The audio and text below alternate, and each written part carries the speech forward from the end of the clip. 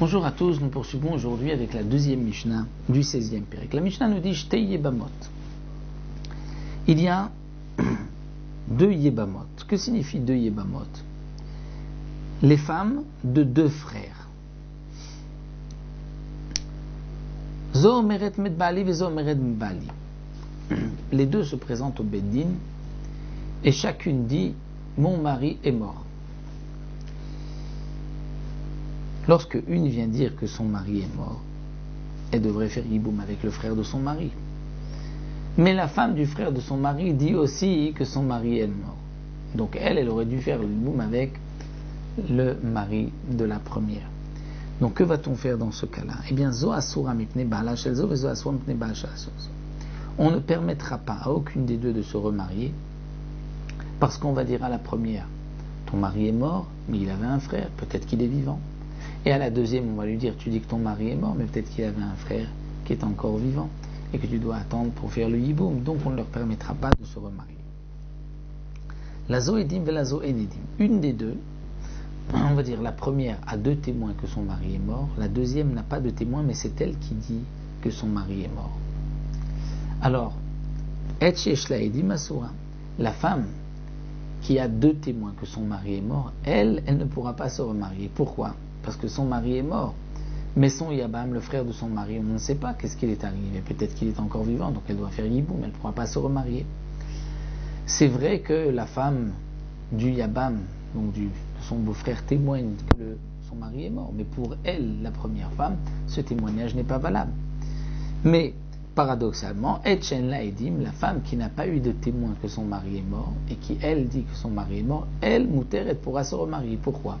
Parce qu'elle dit que son mari est mort. On la croit pour elle-même, elle pourrait se remarier. Ah, peut-être que le frère de son mari est vivant. Il y a deux témoins qui ont dit que le frère de son mari est déjà mort. Donc, elle pourrait se remarier. La Mishnah poursuit. Toujours le cas de deux femmes mariées à deux frères. La zo banim ve la zo en banim.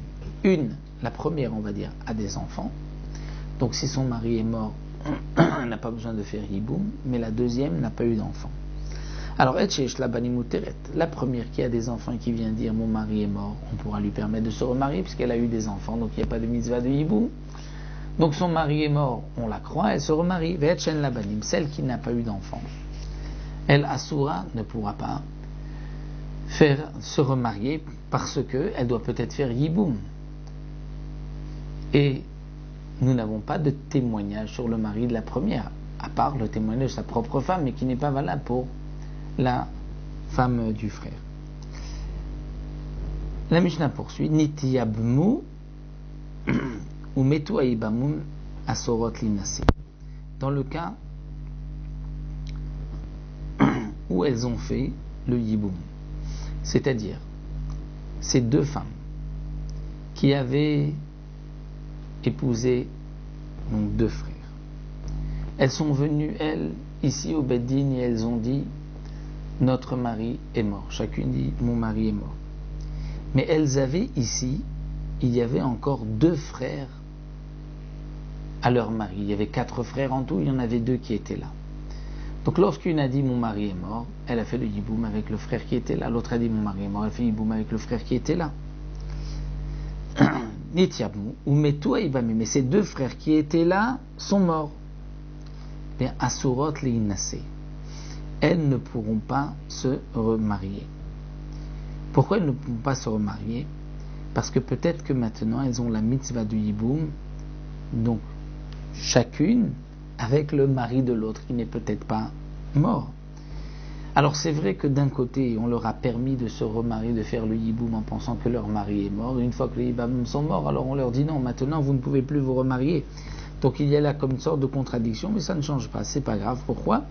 Parce que lorsqu'on a permis à chacune des deux de se remarier, c'était par rapport, c'est-à-dire de faire le yiboum, c'était par rapport à son propre témoignage qu'on accepte pour elle-même pour faire le yiboum. Mais là, si on voulait permettre à ces femmes de se remarier, c'est en acceptant le témoignage d'une pour l'autre, et ça, ce n'est pas possible.